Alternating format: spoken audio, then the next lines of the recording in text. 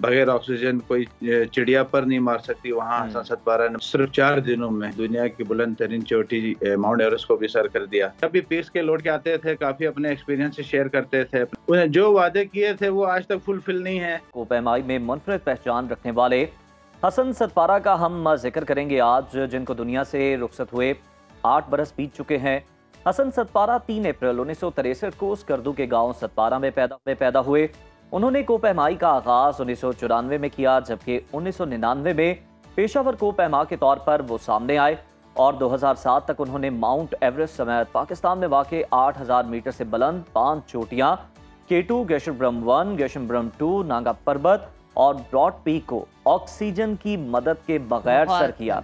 और उन्होंने 1999 में नांगा पर्वत, 2004 में दुनिया की दूसरी बुलंद तरीन चोटी K2, जबकि 2006 में गेशनब्रम 1 और गेशनब्रम 2 और 2007 में ब्रॉड पीक को सर किया। और फिर 4 साल के बाद ही मई 2011 में माउंट एवरेस्ट की चोटी पर पहुंचकर ये पहाड़ सर करने वाले वो दूसरे पाकिस्तानी बने। हुकूमत पाकिस्तान ने उन्हें 2008 में तमगा हुस्ने कारकर्दगी से नवाजा। 21 नवंबर 2016 को हसन सतपारा कैंसर के मरज में मुब्तला रहने के बाद 53 बरस की उम्र में रावलपिंडी में वफात पा गए। और आपको बताते हैं कि ये जो हसन सतपारा हैं, उनकी याद ताज़ा करने के लिए हमने आपको ये मालूमात दी हैं।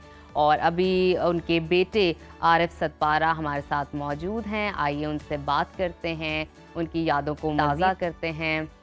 आरिफ, सबसे पहले तो हम आपको शो में खुश आमदीद कहते हैं। ये बताइएगा कि हमने भी आपके जो वालिद हैं उनकी अचीवमेंट्स का जिक्र किया और यकीनन क्लाइंबिंग में, कोपेमाई में उनका जो नाम है, जो मर्तबा है, उससे तो सभी आशना है। ये बताइएगा कि आपका उनके साथ कैसा वक्त गुजरा, बतौर वालिद कैसे इंसान थे और आज भी क्या आप उनकी कमी महसूस करते?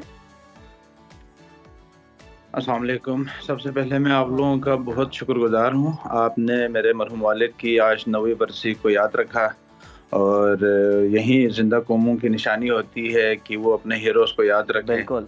तो मैं आप लोगों का बहुत शुक्रगुजार हूँ। तो मैं अपने वालिद की अगर बात करूँ तो वो नेशनल हीरो तो थे। उन्होंने पूरी दुनिया में पाकिस्तान का नाम रोशन किया।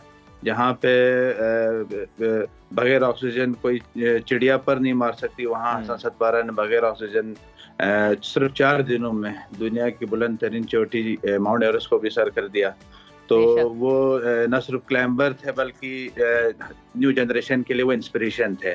बिल्कुल। तो हसन साहब, मैं अपने मरहूम वालिद साहब के साथ काफ़ी कुल मिला हुआ था। तो मैं बड़ा बेटा होने के हैसियत से अब्बू के साथ काफ़ी आगे पीछे उनके फ्रेंड्स जब आते थे उनके साथ बैठता था, उनके साथ पार्टीज में जाता था जब वो एक्सपीडिशंस को जा रहे होते थे या वो एक्सपीडिशन से लौट के आ रहे होते थे। तो जो फॉरेनर्स जो फ्रेंड्स थे अब्बू के, तो वो बड़ा उनसे इंस्पायर होते थे, उनकी बड़ी ग्रेस करते थे, रेस्पेक्ट करते थे। अच्छा आरिफ, मुझे तो ये बताइए, इस हवाले से आगाह कीजिए, जब वो कोई चोटी सर करके आते थे तो उनके जज्बात कैसे होते थे, वो एक्सप्लेन कीजिएगा। और इस हवाले से कोई ख़ास वाक़या जो आप हमारे साथ शेयर करना चाहें।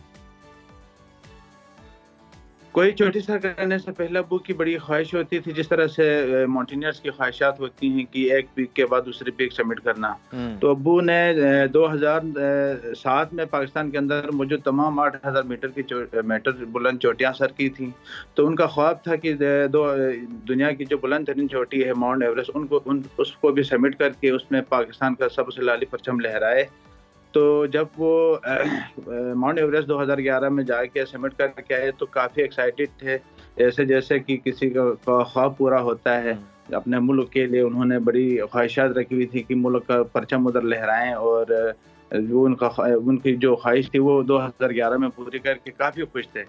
तो जब भी पीस के लौट के आते थे काफ़ी अपने एक्सपीरियंस से शेयर करते थे, अपने जो स्टोरीज होती थी माउंटेन्स में वो हमारे साथ शेयर करते थे और काफ़ी एक्साइटेड और इमोशनल होते थे। अच्छा हसन, ये बताइएगा कि ये एक बड़ा महंगा शौक है कोपेमाई का। हम देखते हैं कि जो फॉरेनर्स आते हैं, क्या उनके पास गैजेट्स होते हैं, क्या साजो सामान होता है कोपेमाई के लिए। आपके वालिद को किन मुश्किलात का सामना करना पड़ता था? जी बिल्कुल, इस वक्त के जो क्लाइंबर्स हैं उनके लिए काफ़ी वेल इक्विपमेंट्स, वेल किट उनको प्रोवाइड की जाती है। उस वक्त इतनी इक्विपमेंट्स और किट अवेलेबल नहीं होती थी जो कि फॉरेनर्स के पास होती थी। तो अब्बू ने जिस तरह से अभी हम कहते हैं विदाउट ऑक्सीजन चोटियां सर की हैं, तो अबू ने ना सिर्फ ये विदाउट ऑक्सीजन चोटियां सर नहीं की, विदाउट सोर्सेस, विदाउट किड और विदाउट फेयर के ये सारी माउंटेन सर की हैं। तो हसन सतपारा के वालिद साहब के साथ ये सारी चीज़ें मुश्किलात होने के बावजूद उन्होंने अपने आप की मदद से पाकिस्तान के अंदर भी मौजूद तमाम चोटियां सर की थी और माउंट एवरेस्ट के लिए उन्होंने रिक्वेस्ट की थी 2008 में। आसिफ अली जरदारी साहब प्रेसिडेंट हैं उस वक्त, उनसे रिक्वेस्ट करने के बाद फिर उन्होंने स्पॉन्सर किया, फिर वो ख्वाब पूरा हुआ तकमील की तरफ। क्या बात है। अच्छा आरिफ, हमें ये भी बताइए, हुकूमत ने आपके वालिद की वफात पर जो वादे किए थे वो कहाँ तक पहुँचे? जिनमें एक 10 कनाल जमीन का भी था, कुछ इस तरह के और भी वादे थे। बिल्कुल, उन्हें जो वादे किए थे वो आज तक फुलफिल नहीं है मैडम। हम हमेशा हर दौर की हुकूमत से हम गुजारिश करते रहे कि आपने गिलगित बल्तिस्तान में 10 कनाल ज़मीन का वादा किया है वो पूरा कर दें। आपने इस्लामाबाद में एक घर देने का वादा किया था वो पूरा कर दें। लेकिन आज तक उन वादों से हम महरूम हैं।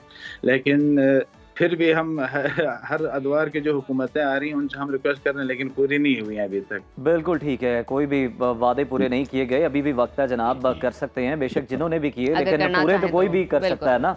आरिफ ये भी बताइएगा कि आप भाइयों में से कोई अपने वालिद की लेगेसी को आगे लेकर चल रहा है, शौक है कोपेमाई का, और अगर है तो कौन सी चोटियां सर कर ली हैं? जी अल्हम्दुलिल्लाह, हम 2 भाई इनरोल हैं इस वक्त अब्बू के मिशन में। तो मैं एज अ टूर ऑपरेटर काम कर रहा हूँ और हमने 2022 में हिस्ट्री में फर्स्ट टाइम हमने K2 से रेस्क्यू मिशन हमने कामयाबी से वो कर लिया, जो कि अफगानी एक क्लाइंबर वहाँ पे डेथ हुए थे K2 की चोटी पर, हमने उनको रेस्क्यू कर लिया। और मेरा जो छोटा भाई है आबिद सतपारा, वो माउंटेनियरिंग कर रहा है प्रोफेशनली, और अल्हम्दुलिल्लाह उन्होंने अभी तक के कोई 6 नई पीक्स को डिस्कवर भी किया है और 7 से ज़्यादा कोई पीक्स उन्होंने समिट की हैं 6000 मीटर की। बिल्कुल ठीक है, हम उम्मीद करते हैं कि तमाम जो बड़ी 14 चोटियां हैं ये आप लोग सर करें, अपने वालिद की लेगेसी को आगे लेकर चले। और हुकूमत ने जो वादे आपके साथ वो भी कहीं ना कहीं वो बहुत जरूरी है। बहुत शुक्रिया आपका आरिफ, आप हमारे साथ मौजूद थे।